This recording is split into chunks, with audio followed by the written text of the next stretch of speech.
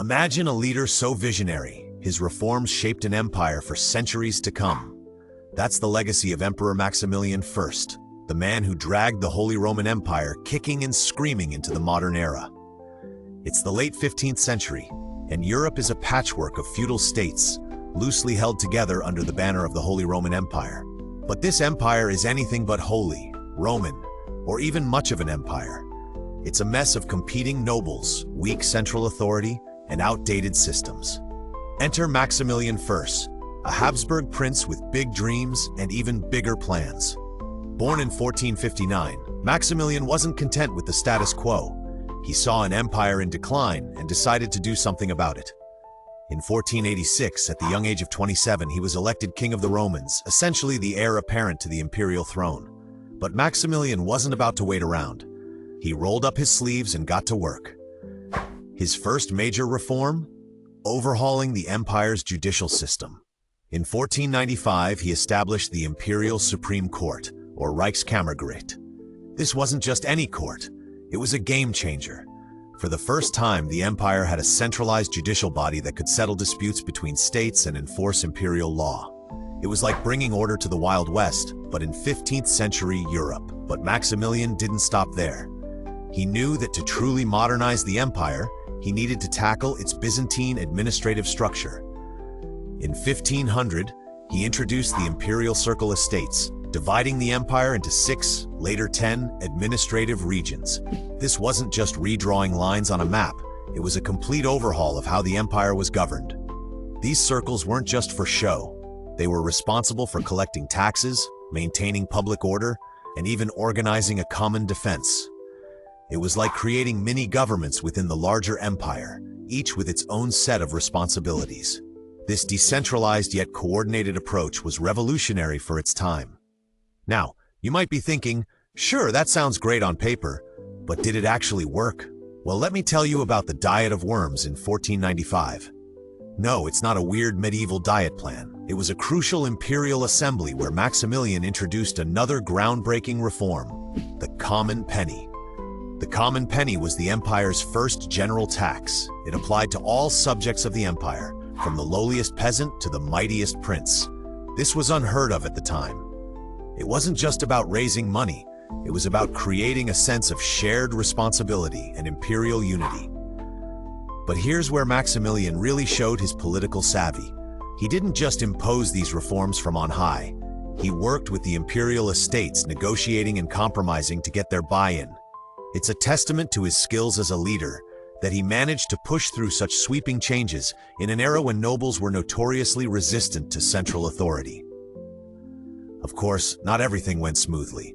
The common penny, for instance, faced significant resistance and was only partially implemented. Some nobles saw Maximilian's reforms as a threat to their power and autonomy. But even in the face of opposition, Maximilian persevered. One of his most lasting legacies was the creation of the Hofrat, or court council, and the Hofkammer, or court chamber. These bodies centralized the administration of justice and finance respectively, bringing a level of professionalism and efficiency to imperial governance that was sorely lacking before. But Maximilian wasn't just about bureaucracy and taxes. He was also a patron of the arts and sciences, earning him the nickname the Last Knight. He commissioned works from artists like Albrecht Dürer and supported the development of new technologies, particularly in warfare and printing. In fact, Maximilian was one of the first rulers to recognize the power of the printing press as a tool of government. He used it to disseminate imperial decrees and even commissioned works glorifying his reign. It was propaganda, 15th century style. Now you might be wondering, why should I care about some guy who lived over 500 years ago? Well, Maximilian's reforms laid the groundwork for the modern state as we know it. His emphasis on centralized administration, professional bureaucracy, and standardized legal systems are all hallmarks of modern governance. Moreover, the reforms he introduced in the Holy Roman Empire would later serve as a model for other European states. The concept of dividing a country into administrative regions, for instance, is still used in many countries today. But perhaps most importantly, Maximilian's reign marked a crucial transition period in European history. He bridged the gap between the medieval and early modern eras, ushering in a new age of centralized authority and bureaucratic efficiency. Of course, Maximilian wasn't perfect. His military campaigns were often unsuccessful, and he left the empire deeply in debt. Some historians argue that his reforms actually weakened imperial authority in the long run by empowering the territorial princes. But there's no denying the impact of his administrative innovations. As the German historian Heinz Angermeyer put it, Maximilian's reign marked the birth of the modern state in the Holy Roman Empire. So the next time you fill out a government form or pay your taxes, spare a thought for Emperor Maximilian I. His vision of a well-ordered, efficiently administered state continues to shape our world today. In pushing the Holy Roman Empire into the modern era, he helped lay the foundations for the political systems we now take for granted. Maximilian once said, "The pen is mightier than the sword." In his case, it certainly was. His administrative reforms, more than his military conquests, left an indelible mark on history.